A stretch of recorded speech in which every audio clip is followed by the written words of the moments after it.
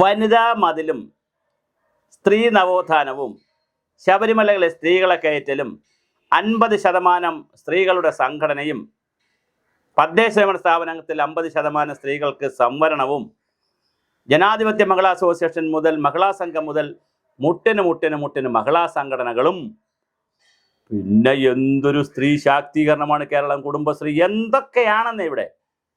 പക്ഷെ പെണ്ണിൻ്റെ മാനത്തിന് വിലയില്ലെന്നേ. അതായത് ഇന്നിപ്പോൾ രാഹുൽ മാങ്കൂട്ടത്തിൽ നിന്ന് ജാമ്യം കിട്ടിയിരിക്കുകയാണ്. രണ്ടാമത്തെ കേസിലാണ് ജാമ്യം കിട്ടിയത്. ഒന്നാമത്തെ കേസിൽ അദ്ദേഹത്തിന് കിട്ടിയിരിക്കുന്ന ഒരു കോർട്ട് ഓർഡർ 15 വരെ അറസ്റ്റ് ചെയ്യരുത്, നോട്ട് ടു അറസ്റ്റ്. 15 വരെ അദ്ദേഹത്തെ അറസ്റ്റ് ചെയ്യരുത്. അപ്പോൾ 15-ാം തീയതി അടുത്ത കേസും കൂടെ വരും. പൂട്ടുപോലെ ഇറങ്ങി വരുമെന്ന്. നല്ലൊരു വക്കീലിനെ വെച്ച് കഴിഞ്ഞാൽ ഇവിടെ ആരെയും പീഡിപ്പിക്കാം, ആരെയും ബലാത്സംഗം ചെയ്യാം, ഗർഭിണിയാക്കാം, അബോർഷൻ ചെയ്യാം, എന്തും കാണിക്കാന്ന്. മാനം പോയിട്ട്, സ്ത്രീയുടെ മാനം പോയിട്ട് ആ നാട് കരിഞ്ഞു പോകും എന്നാണ് പുരാണങ്ങളിലൊക്കെ പറയുന്നത്. അതായത് രാജാവ് കട്ടാൽ നാട് മുടിയും. പ്രളയമൊക്കെ വന്ന് അതുകൊണ്ടെന്നാണ് പറയുന്നത്. രാജാവ് കട്ടാൽ നാട് മുടിയും. അതുപോലെ പെണ്ണിൻ്റെ കണ്ണുനീര് വീണാൽ ആ നാട് കരിഞ്ഞു പോകും എന്നാണ് പറയുന്നത്. അത് പ്രകൃതിയുടെ ഒരു വല്ലാത്തൊരു വിധിയാണത് കേട്ടോ. അതങ്ങനെയൊക്കെ പറയാറുണ്ട്. എന്തായാലും നമ്മുടെ രാഹുൽ മാങ്കൂട്ടൻ ചേട്ടന് അദ്ദേഹത്തിൻ്റെ അനുയായികൾക്ക് വേണ്ടി സന്തോഷിക്കാം. അദ്ദേഹത്തിന് രണ്ടാമത്തെ കേസിൽ ജാമ്യം കിട്ടിയിരിക്കുകയാണ്. ഇനി ഒന്നാമത്തെ കേസ് 15-ാം തീയതി അറിയാം. അന്ന് ജാമ്യം അന്നും കൂടെ ജാമ്യം കിട്ടിയാൽ എല്ലാ ദിവസവും സ്റ്റേഷനിൽ പോകണം, എഴുതി വെക്കണം, നാട് വിട്ടു പോകരുത്, മൊബൈൽ ഫോൺ സൂക്ഷിക്കണം, അങ്ങനെ കുറേ കണ്ടീഷൻസ് മാത്രം വെച്ചിട്ടുണ്ടെന്നുള്ള. അല്ലാതെ രാഹുൽ മാങ്കൂട്ടത്തിന് മറ്റെങ്ങും പോകേണ്ട കാര്യമില്ല. അദ്ദേഹത്തിന് സുഖമായി ഇരുന്ന് കേസ് പറയാം. നമ്മൾ ദിലീപിൻ്റെ കേസ് പറയാം, രാമൻപിള്ള ചേട്ടനെയും അതുപോലെയുള്ള ആളുകളെയൊക്കെ ഏൽപ്പിച്ചു കഴിഞ്ഞാൽ സുഖമായി ഇറങ്ങി വീട്ടിൽ പോകാം. അപ്പോഴും നമ്മുടെ സ്ത്രീകളും സ്ത്രീ പക്ഷക്കാരും കൂടി ചാനലുകളിൽ വെളുക്കുവോളം ഇരുന്ന് രാമായണം വായിക്കും. പിന്നെ വെളുക്കുമ്പോൾ എല്ലാവരും കൂടെ പോയി തട്ടുകടയിൽ പോയി മുട്ട ഓംലെറ്റും ചായയും കുടിച്ച് അങ്ങ് പിരിയും. ഇതിനിടയിൽ സ്ത്രീകൾ കുറച്ച് പേരുണ്ട്, അവരുമൊക്കെ ഇങ്ങനെ ആവേശപ്പെടുന്നു. എന്താ സംഭവിക്കുന്നറിയാം? ഒന്നും സംഭവിക്കാനില്ല. ഈ പുരുഷാധിഷ്ഠിതമായ ആണധികാരത്തിൻ്റെ ഈ കാഴ്ചപ്പാടിൽ, ആണധികാരത്തിൻ്റെ ഈ ലോകത്ത് സംവരണം കിട്ടിയത് കൊണ്ടോ തള്ളിമറിച്ചത് കൊണ്ടോ മതിലുണ്ടാക്കിയത് കൊണ്ടോ ഒന്നും മാത്രം തീരുന്നതല്ല.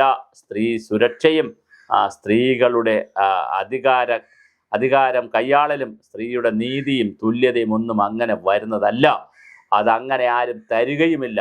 ആണുങ്ങളൊന്നും അങ്ങനെ ഒന്നും തരികയുമില്ല.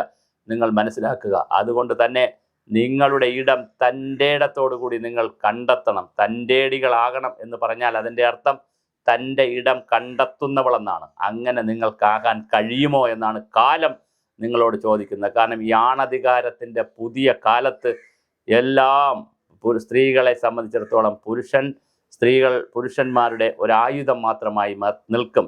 സ്നേഹവും കാഴ്ചപ്പാടും കടപ്പാടും എല്ലാം ഈ പറയുന്നതിന് 2ാം സ്ഥാനമേ ഉണ്ടാവുകയുള്ളൂ. എപ്പോഴും പുരുഷൻ്റെ ഒരു ആണധികാരത്തിൻ്റെ ഒരു ലോകത്താണ് നമ്മൾ താമസിക്കുന്നത്. അത് കോടതി വിധികളെടുത്താലും, ജാമ്യം കിട്ടുന്ന കാര്യമെടുത്താലും, പീഡനത്തിൻ്റെ കഥയെടുത്താലും, വേറൊരു പീഡകൻ MLA ആയിട്ട് ഇവിടെ വിലസ് നടക്കുകയാണ്.